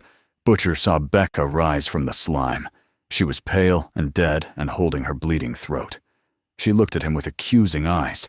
She asked him why he let her die. Butcher roared. He knew it was a trick, but it hurt. He charged the apparition. He punched through her chest. She exploded into ink. But more were rising. He saw his father. He saw his little brother. He was fighting his own guilt made manifest. Upstairs, Hughie saw Robin. She was standing in the corner of the media room holding her severed hands. She was screaming. Hughie dropped the soldering iron. He fell to his knees. He covered his ears. Frenchie yelled at him to focus. He said it wasn't real. Kimiko and Noir were holding the stairs. They were fighting a wave of demodogs that were pouring down from the upper floors. Noir was taking heavy damage. His suit was shredded. He was bleeding green blood. But he didn't stop. He was a machine. He decapitated a dog and kicked its body down the stairs. Kimiko was a blur of motion. She was singing a song in her head to drown out the hive mind. She was fighting for Frenchie. She would die before she let anything through that door. Frenchie connected the final wire. The emitter hummed to life. The speakers crackled. Frenchie slammed his hand on the enter key. He shouted, "Now!" The device fired. It didn't make a sound that the human ear could hear. It made a sound that the nervous system could feel. It was a hyper-frequency scream that targeted the specific synaptic resonance of the upside-down's hive mind. The effect was immediate and catastrophic. In the lobby, the sludge monsters lost their form. They dissolved into puddles of black goo. The demodogs on the stairs ceased. They fell over, twitching their brains, boiling in their skulls. Outside in the city, the V-zombies stopped in their tracks. They clutched their heads. Thousands of them fell to the ground in unison. The silence of the city was replaced by a collective shriek of pain from the entity itself. The vines on the buildings recoiled. The red storm in the sky shuddered. In the penthouse, Vecna's eyes snapped open. The connection was severed. The sweet music of the hive mind was replaced by white noise. He screamed. It was a psychic blast that shattered the windows of the penthouse. He fell from his suspension. He hit the floor hard. The feedback loop was agonizing. He looked around wildly. He saw Starlight. She was no longer glowing red. The disruption had broken his hold on her. She was gasping for air, her eyes fluttering open. She was weak, but she was free. Vecna tried to reach for her, but his telekinesis was glitching. The sonic wave was scrambling his focus. Homelander watched with glee. He laughed. He walked over to Vecna, who was struggling to stand. He mocked him. He asked if the Great Wizard had a headache. He leaned down and whispered that Vecna was weak. But Homelander had miscalculated. He had assumed the sonic weapon would only hurt the monsters. He forgot that he was made of V. He forgot that his own brain was a chemically enhanced instrument. The frequency hit him a second later. Homelander grabbed his ears and fell to his knees. His nose began to bleed. His supervision went white. The pain was blinding. He realized too late that he had let a weapon into the building that could hurt him too. In the media room, the equipment was smoking. The emitter was overheating. Frenchie yelled that they couldn't hold the frequency for long. The feedback was melting the coils. But it had bought them time. Butcher kicked open the door to the stairwell. He was bleeding from his eyes and ears. The Temp 5 combined with the sonic pressure was tearing him apart. But he was grinning. He looked at the team. He said the road was open. He said they were going to the top. They left the emitter running and began the climb. They didn't take the elevator. The elevator was a throat. They ran up the emergency stairs. 80 floors to go. As they climbed, the building began to fight back physically. The stairs tilted. The walls closed in. The tower was in pain and it was lashing out. Steps turned into slides. Handrails became snakes. It was a funhouse from hell. Noir took the lead. He used his knives to cut through the fleshy barricades. He was the icebreaker. Kimiko carried Hughie, who was too slow. Supported Frenchie. Butcher ran alone, fueled by the drug. They passed the 50th floor, the 65th. On the 77th floor, they found resistance. It wasn't monsters. It was the Deep. The Deep had returned from the perimeter when the scream started. He was in the stairwell, blocking the path. He was covering his ears, his gills fluttering frantically. He looked at the boys with hate.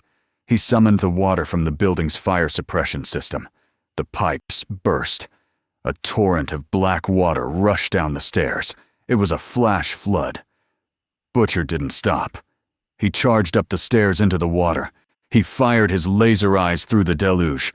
The water boiled instantly, creating a wall of superheated steam.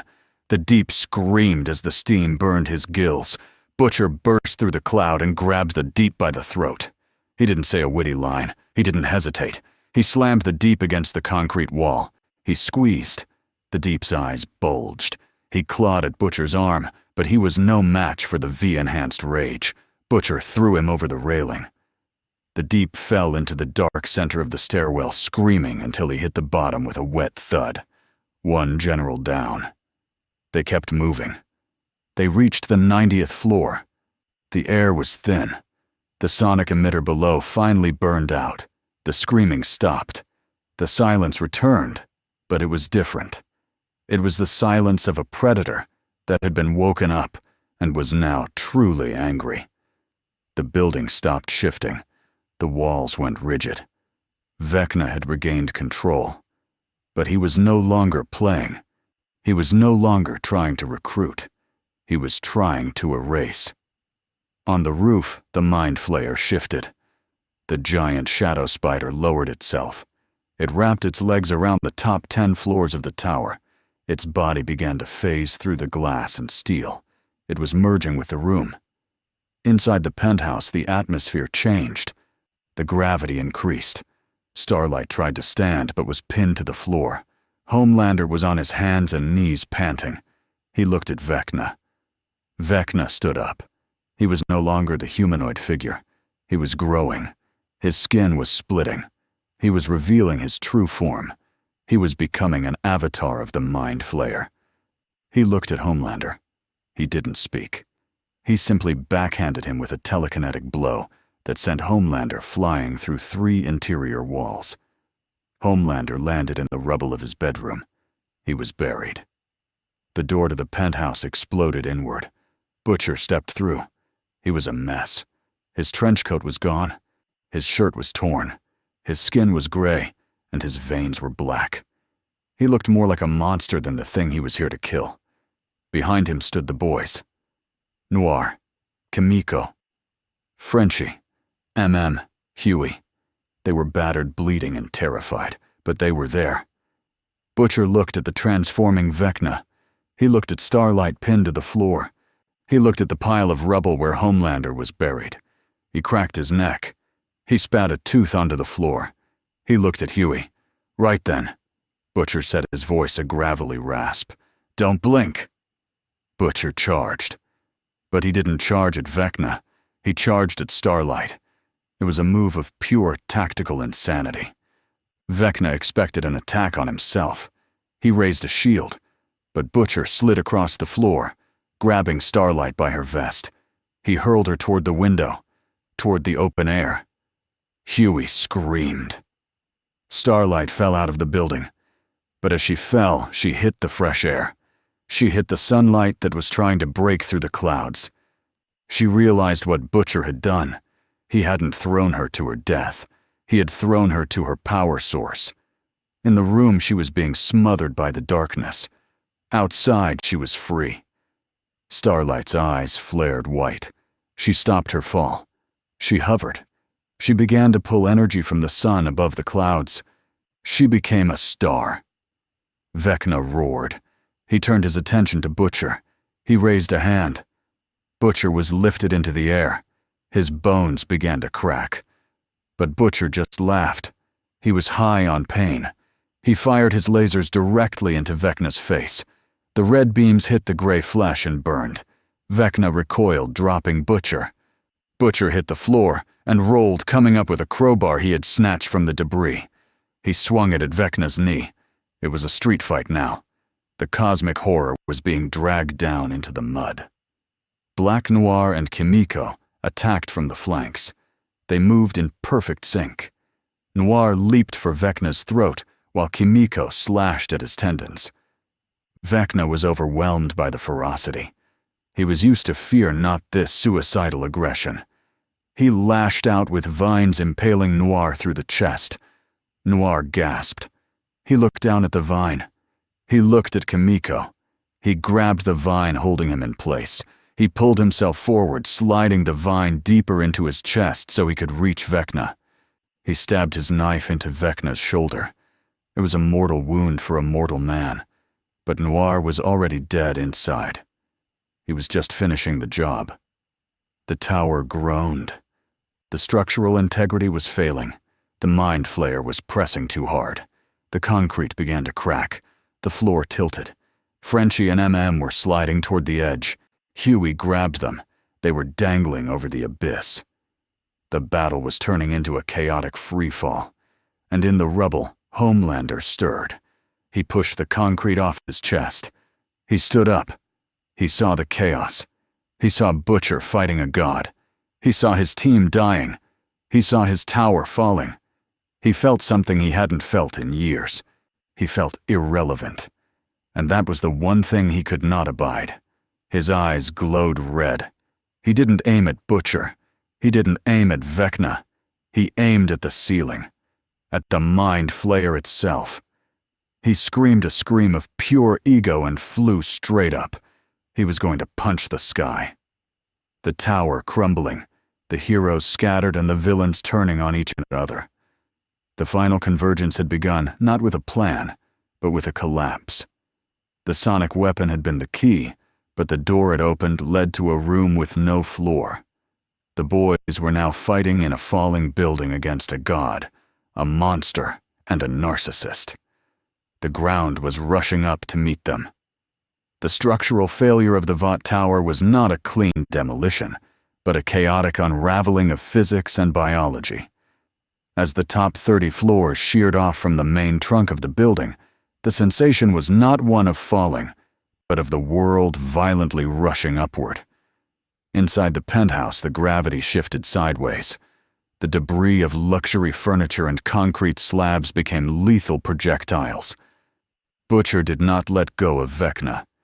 The Temp 5 coursing through his veins had turned his blood into rocket fuel and his mind into a singular point of hatred.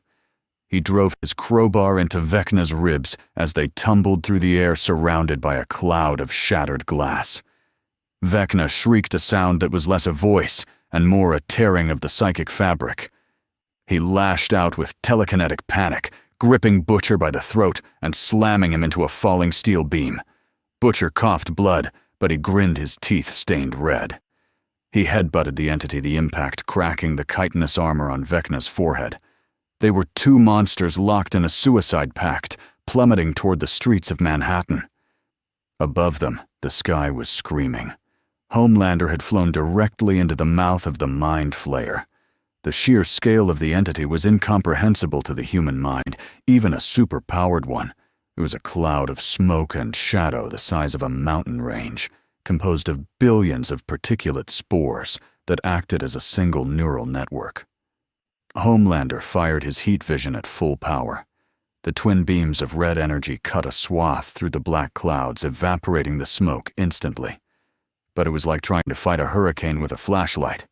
The clouds simply swirled back together, closing the wound. The Mind Flayer did not attack with claws. It attacked with pressure. It exerted its will upon the air around Homelander, compressing the atmosphere until it was solid. Homelander felt his flight path arrested. He was crushed from all sides. He screamed in frustration. He was the strongest man in the world, and he was being swatted like a fly. He compromised. He stopped trying to kill the cloud and started flying in a tight circle, generating a cyclone of his own. He spun faster and faster, creating a vortex of vacuum that disrupted the Mind Flayer's cohesion. It was a stalemate of brute force against atmospheric dominance. Below, in the disintegrating stairwell, the boys were fighting gravity. The section of the building they were in was tumbling end over end. Frenchie had grabbed a fire hose and wrapped it around himself, and Hughie, tying them to the central railing. It was a desperate move. As the building segment spun, they were slammed against the concrete walls. Debris rained down on them.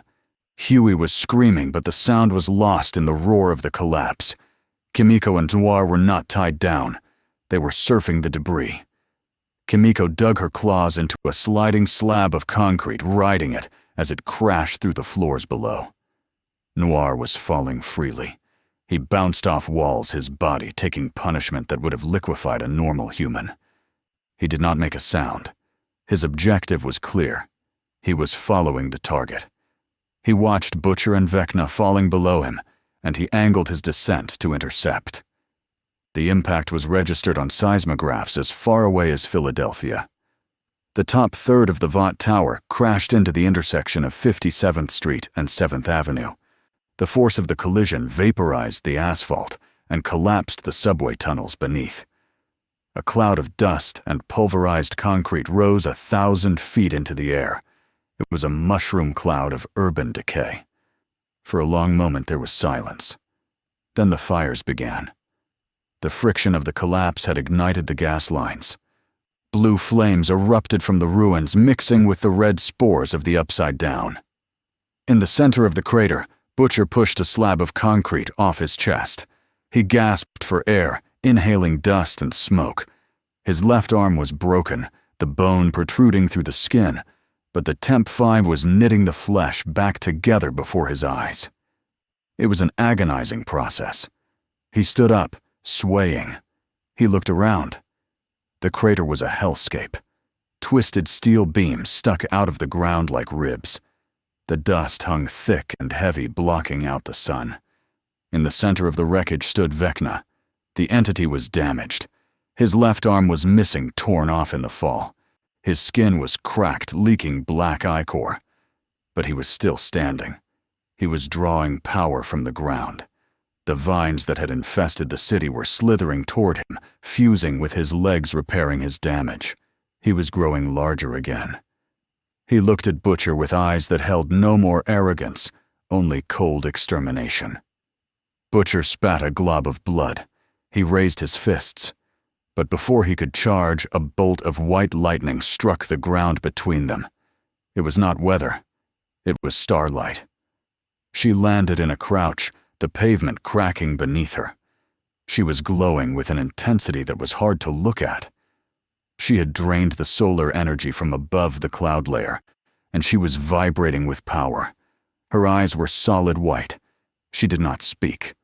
She raised her hands and unleashed a continuous wave of blinding light. The beam hit Vecna square in the chest. It was not just heat. It was pure photons. The shadow substance of the Upside Down could not exist in the presence of such absolute light. Vecna screamed as his flesh began to burn away. The vines recoiled, hissing. Starlight walked forward, pouring more power into the blast. She was burning out her own retinas.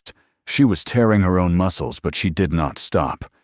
She was the light in the darkness. Vecna stumbled back. He raised a shield of telekinetic force, but the light was cracking it. He needed a distraction. He reached out with his mind, finding the one broken piece on the board he could still manipulate. High above, Homelander felt the tug. The Mind Flayer released him. Homelander fell from the sky, crashing into the street a block away. He pulled himself out of the crater. He was bruised, bleeding, and humiliated. He heard Vecna's voice in his head. It was a whisper of seduction. It told him that Starlight was stealing his glory. It told him that Butcher was laughing at him. It told him that if he killed them, he would be the only one left. The King of Ashes. Homelander's eyes glowed red. His psyche fractured completely. He didn't care about the invasion anymore. He only cared that he was not the center of attention. He flew at the crater. Frenchie, M, and Hughie crawled out of the ruins of the stairwell. They were battered. MM had a concussion. Frenchie was dragging his leg. Hughie was untouched physically but shaking violently. They saw the light show in the center of the crater. They saw Starlight holding the monster at bay. Then they saw the red blur of Homelander approaching. Hughie screamed a warning, but it was too late. Homelander slammed into Starlight from the side. The impact sent her flying through the ruins of a bank. The beam of light cut out. Darkness rushed back in. Vecna dropped to his knees, panting. He began to regenerate immediately. Homelander stood over him, not to help him, but to claim the kill. Homelander looked at Butcher. He laughed. He said that this was his city. Butcher roared. He didn't care about strategy. He charged Homelander. The two titans collided with a shockwave that shattered the remaining windows for blocks. They traded blows that broke the sound barrier. Butcher punched Homelander in the jaw, loosening a tooth. Homelander retaliated with a laser blast to Butcher's chest, burning through the flesh to the ribcage. They were brawling like drunk gods. Meanwhile, Vecna stood up. He ignored them. He turned his attention to the open wound in the earth. The collapse of the tower had exposed the sub-basement. The rift was open to the sky. The Mind Flayer began to descend. The giant spider legs of smoke touched the buildings surrounding the crater. The entity was pulling itself through. The merger was entering its final stage. The physics of Earth were dissolving. Gravity began to fluctuate. Cars floated into the air. The fires turned cold. Black Noir emerged from the dust. He was missing an arm. He was moving slowly. He saw the rift. He saw the Mind Flayer. He saw his team fighting a pointless battle of ego while the world ended. Noir stopped. He looked at Kimiko, who had just pulled herself from the rubble. She was healing fast, but she looked exhausted. Noir pointed at the rift. He made a gesture, a cutting motion. Then he pointed at the overturned tanker truck that was leaking fuel into the crater. Kimiko understood. It was a bomb.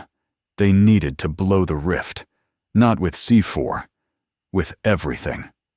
Noir ran toward the truck. He grabbed the bumper. He began to push. It was heavy even for him. Kimiko joined him. They shoved the massive vehicle toward the glowing red hole in the ground. Frenchie saw them. He understood the plan. He grabbed MM. He pointed. He said they needed to spark it. But the truck was too far. They needed a detonator. Frenchie looked at his chemicals. He had nothing left. He looked at Starlight, who was pulling herself out of the rubble of the bank. She was dim. Her light was fading. Frenchie shouted to Hughie. He told him to get her. He told him she was the spark. Hughie ran. He ran through the fire and the debris. He reached Starlight. He helped her up. He pointed at the truck sliding toward the rift. He told her they needed one last shot. Just one. Starlight nodded. She leaned on him. They began to limp toward the edge of the crater. In the center of the brawl, Homelander had Butcher in a chokehold. He was squeezing the life out of him. Butcher's eyes were bulging. The Temp 5 was failing. The tumors were bursting. He was dying. But Butcher had one card left to play. He reached into his pocket. He didn't pull out a weapon. He pulled out the laser pointer he used for the baby. It was a ridiculous, absurdist gesture. He clicked it on. He shone the red dot in Homelander's eye. Homelander blinked instinctively, loosening his grip. Butcher headbutted him backward. Butcher didn't try to win. He just tried to buy a second. He looked past Homelander. He saw Noir and Kimiko pushing the truck. He saw the truck tip over the edge of the sub-basement ruins, falling toward the rift. "Oi, cunt!" Butcher screamed at Homelander. Homelander turned. Butcher pointed at the rift. "Look at the real monster!" Homelander looked. He saw the Mind Flayer fully emerging. He saw the truck falling. He saw Starlight raising her hand.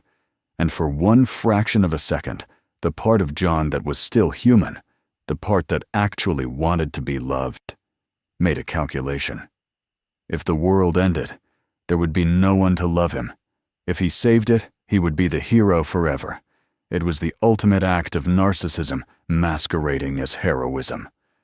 Homelander shoved Butcher aside. He flew toward the truck. He didn't stop it. He accelerated it. He slammed into the back of the tanker, pushing it down into the throat of the rift with supersonic speed. Starlight fired. A thin, precise beam of light hit the leaking fuel trail. The flame raced down into the hole. Butcher dived behind a slab of concrete. Hughie threw himself over Starlight. Frenchie and MM huddled together. Noir and Kimiko stood their ground, watching. The explosion was not chemical. It was metaphysical. The fuel ignited inside the energy field of the portal. The matter-antimatter reaction combined with the volatile energies of the Upside Down created a singularity. A sphere of pure white silence expanded from the hole. It swallowed the truck. It swallowed the Mind Flayer's legs. It swallowed Vecna, who was standing on the edge trying to hold the rift open. Vecna screamed as he was pulled in. He clawed at the ground, tearing up asphalt, but the vacuum was absolute. He looked at 11. No, he looked at the world he wanted to conquer, one last time with hatred before he was dragged back into his own dimension. The sphere collapsed inward. The sound returned. A shockwave of air rushed into the vacuum. The Mind Flayer shrieked as its connection was severed. The clouds dispersed instantly, turning into harmless gray ash. The red lightning stopped. The gravity normalized. The silence that followed was heavy and ringing. The dust began to settle. The crater was deep and scorched. The rift was gone, sealed by the blast. In the bottom of the pit there was movement. Homelander crawled out of the ash. He was burned. His suit was rags. His hair was gone. He looked like a ghoul. He stood up shaking. He looked around expecting applause. He expected the cameras. He expected the love. But there was only silence. The boys stood on the rim of the crater looking down at him. They were not clapping. They were holding their weapons. The military helicopters were returning, circling overhead. The news crews were filming from a distance. They saw a monster rising from the pit. Homelander looked at his hands. He looked at the destruction he had helped cause. He realized that he couldn't spin this. He couldn't smile this away. The narrative had broken. He looked up at Butcher. Butcher was leaning on a piece of rebar, bleeding out. Butcher smiled. It was a genuine smile. He gave a small salute. Homelander screamed. It was a scream of a child who had broken his favorite toy. He took off. He flew into the gray sky, erratic and wobbling. He didn't fly to the tower. He didn't fly to the cameras. He flew away. Into the unknown. He was running. The deep was gone, washed away in the flood. Maeve was missing, presumed dead in the collapse. A-Train was broken. The Seven were no more. The Vought Tower, the symbol of corporate superheroism, was a pile of rubble in Midtown Manhattan. Butcher slid down the concrete slab until he was sitting. The adrenaline was fading. The pain was rushing in. He coughed, and this time it was black blood. The Temp 5 had done its job. It had killed the cancer by becoming the cancer. Hughie ran down into the crater. He knelt beside Butcher. He tried to put pressure on the wound. Butcher pushed his hand away. He looked at Hughie. He looked at the kid who had started as a nervous wreck and ended as a soldier. "Don't be a soft lad," Butcher wheezed. "We won." Hughie cried. He said they did. He said it was over. Butcher looked at the sky, where the gray ash was falling like snow. He closed his eyes. He said it wasn't over. He said it was just different. He said someone had to clean up the mess. His breathing hitched. He didn't die. He was too stubborn to die yet. But he fell into a coma. A deep, dark sleep where the monsters couldn't reach him. Frenchie and MM helped Kimiko down. Noir sat on a rock, his remaining hand resting on his knee. He was looking at a flower growing through a crack in the pavement. It was a dandelion. It was yellow and bright against the gray ash. Noir reached out and touched it gently. For the first time in decades, his mind was quiet. The cartoon animals were gone. There was only the flower. The military moved in. Men in hazmat suits. They surrounded the crater. They weren't there to help. They were there to contain. They pointed their guns at the boys. General Singer stepped out of a Humvee. He looked at the devastation. He looked at the heroes who were actually criminals. He made a decision. He signaled his men to lower their weapons. He walked up to MM. He didn't offer a hand. He just nodded. He said they had a 5-minute head start before the official containment protocol began. He said to disappear. MM nodded. He gathered the team. They picked up Butcher. They supported Starlight. They walked away from the crater. They walked through the ruined streets of New York. The city was scarred. The vines were dead, but they were still there, turned to stone on the sides of the buildings. The corpses of the V-zombies littered the streets. The world had seen the truth. They had seen that the superheroes couldn't save them. They had seen that the corporations were the monsters. And they had seen that the only thing standing between them and the dark were a few broken people in a beat-up van. As they loaded into a stolen ambulance on the perimeter of the zone, the first snow of winter began to fall, mixing with the ash. It covered the bodies. It covered the blood. It covered the sins of Vought and the scars of the Upside Down. But under the snow, the roots remained. The door was closed, but the wall was thin. The history of the world had bifurcated. There was the time before the tower and the time after. And in the after, there were no gods, only survivors. The ambulance drove off into the gray silence, leaving the ruins of the 21st century behind. The sound of a diesel engine fading into the distance, and the wind whistling through the hollowed-out skull of the Vought Tower. The story of the crossover was complete. The catastrophe was absolute. The silence was the only truth left. The official government report designated the event as the Midtown biological incursion, but to the millions of displaced survivors living in the refugee camps along the Jersey Palisades, it is simply known as the Black Bloom. 3 years have passed since the collapse of Vought Tower and the subsequent sealing of the dimensional rift, but the island of Manhattan remains a federal exclusion zone. The bridges are blown. The tunnels are collapsed. The island is surrounded by a naval blockade that enforces a strict no-fly zone. Inside the perimeter, the city stands as a silent monument to human hubris. The petrified vines that strangle the skyscrapers have calcified into a material that resists demolition. They serve as the tombstones for the 2 million citizens who were lost to the hive mind or the subsequent military bombardment. The era of the celebrity superhero ended the moment Homelander pushed that tanker truck into the singularity not to save the world, but to save his own vanity. The footage of his subsequent flight into the unknown destroyed the myth of the altruistic god. Vought International was liquidated within 6 months, its assets seized by the United Nations to pay for the containment wall. The surviving members of the Seven are either dead or in hiding. Starlight was last seen in a remote village in South America, allegedly using her powers to provide electricity to a hospital, but she refuses to speak to the press. The Deep was found washed ashore in the Azores catatonic and raving about the voices in the trench. He is currently held in a maximum security psychiatric ward in Switzerland. As for Homelander, there have been no confirmed sightings, only folklore. Soldiers patrolling the perimeter of the exclusion zone tell stories of a figure in tattered rags who sits on the antenna of the Empire State Building during thunderstorms, watching the lightning, but these are dismissed as symptoms of post-traumatic stress.